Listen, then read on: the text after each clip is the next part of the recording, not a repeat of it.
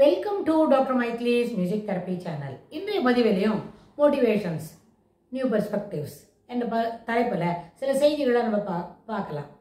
இப்போது 4 விதமான ஜோன்ஸ் இருக்குது ஒரு லைஃப்பில். அதாவது comfort zone, learning zone, fear free zone, அதுக்கப்புறம் க்ரோத் ஜோன் அப்படின்லாம் பார்த்தோம்.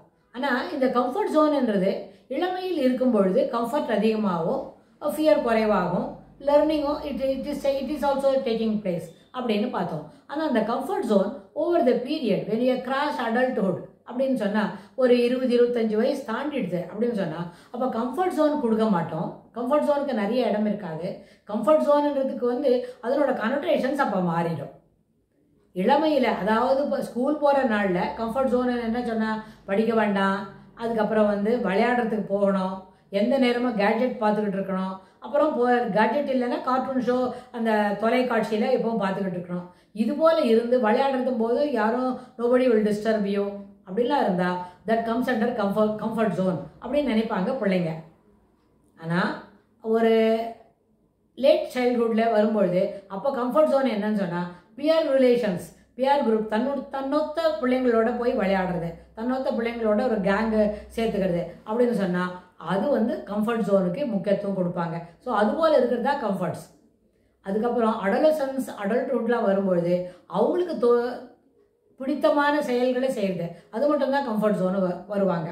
அந்த கம்ஃபர்ட் ஜோனுக்குள்ளே அதை எடுத்துப்பாங்களா இருக்கும். ஆனால் 25 வயது தாண்டிட்டு, அதாவது ஏர்லி அடல்ட்ஹுட்டில் இருக்கிறாங்க, they are slowly touching the middle adulthood, middle ஏஜில் மிடில் அடல்ட்ஹுட்டில் வரப்போகிறாங்க அப்படின்னு சொன்னால் ஒரு 28-29 வயசு அந்த மாதிரி நேரத்தில் இருக்கும்பொழுது அவங்களுக்கு எப்போவுமே என்ன இருக்காது, கம்ஃபர்ட் ஜோனில் அவங்களோட அந்த நேரத்தில் கம்ஃபர்ட் ஜோனுக்கு கொடுக்குற பொருள், அதனோட கனோட்டேஷன்ஸ் இருக்கே, அது முற்றிலுமாக மாறுபட்டதாக இருக்கும். அதாவது எப்போவுமே பியர் ரிலேஷன்ஸ் தான், ஃப்ரெண்ட்ஸோட வெளியில் போகிறது மட்டும்தான் ஏற்புடையது அப்படின்னு நினைப்பாங்க.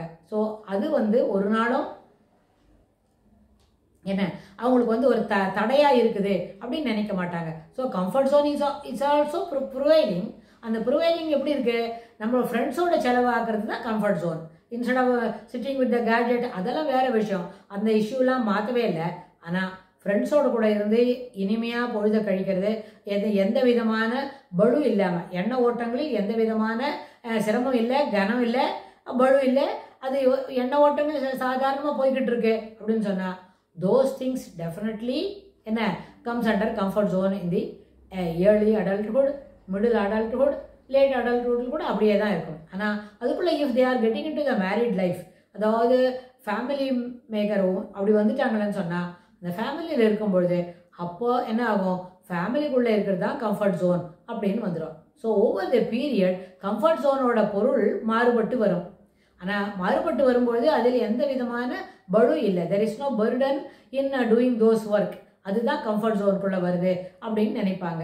ஸோ அதனால எப்போவுமே இதை அனுசரிக்கிறதுக்கு you have to follow this அப்படின்னா for that the particular aspect என்ன வேணும், motivation to do these things properly.